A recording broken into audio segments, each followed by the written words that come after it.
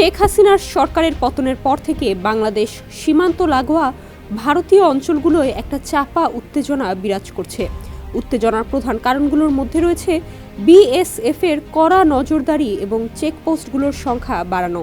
আর এ কারণেই গ্রামের মানুষের মনে তৈরি হয়েছে একটা আতঙ্কের পরিবেশ। আন্তর্জাতিক সংবাদ মাধ্যম বিবিসির সংবাদে এসব কথাই বলা হচ্ছে। বাংলাদেশের সঙ্গে উত্তর পূর্ব ভারতের 4 রাজ্য আসাম, মেঘালয়, মিজোরাম আর ত্রিপুরার মোট 1879 কিলোমিটার দীর্ঘ আন্তর্জাতিক সীমান্ত আছে। এর মধ্যে ত্রিপুরার 856 কিলোমিটার সীমান্তই দীর্ঘতম।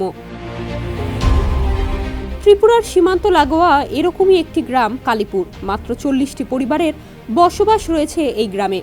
কাঁটাতারের বেড়ার গায়ে সেখানকার মানুষ তাদের রোজকার পরনের জামাকাপড় শুকোতে দেন। তবে এখন সন্ধ্যার আগেই ঘরে চলে যেতে বাধ্য হচ্ছেন কালীপুরবাসী। তাদের অতিথিদের পরিচয়পত্র বিএসএফে জমা দিতে হচ্ছে। এছাড়া তাদের দৈনন্দিন জীবন বিপর্যস্ত হয়ে পড়ার জমি সংক্রান্ত সমস্যা অন্যতম একটি কারণ।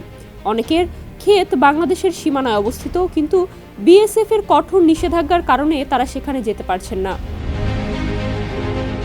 বাংলাদেশের সংখ্যালঘুদের ওপর হামলার ঘটনা ত্রিপুরার বাসিন্দাদের মধ্যে বিভেদ সৃষ্টি করেছে। বিশেষত যারা বাংলাদেশে আত্মীয় স্বজন রেখে এসেছেন তাদের মধ্যে উদ্বেগ বাড়ছে বলে জানা গেছে।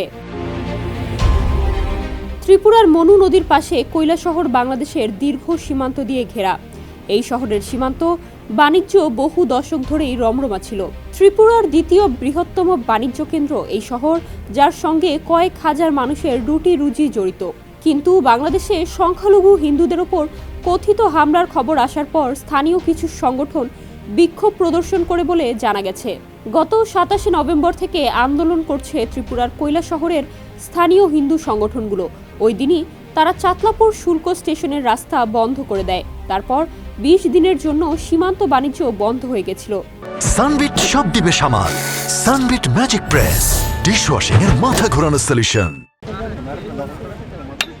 এদিকে লালমনিরহাটের পাটগ্রামের দহগ্রাম সীমান্তের শূন্য রেখার মধ্যে ভারতীয় সীমান্তরক্ষী বাহিনী বাংলাদেশের বর্ডার গার্ডকে কোনো কিছু না জানিয়ে কাঁটাতারের বেড়া নির্মাণ করেছে। এ নিয়ে বিএসএফ ও বিজিবি উভয় সীমান্তে অতিরিক্ত সৈন্য মোতায়েন করায় গোটা সীমান্ত জুড়ে চরম উত্তেজনা দেখা দিয়েছে।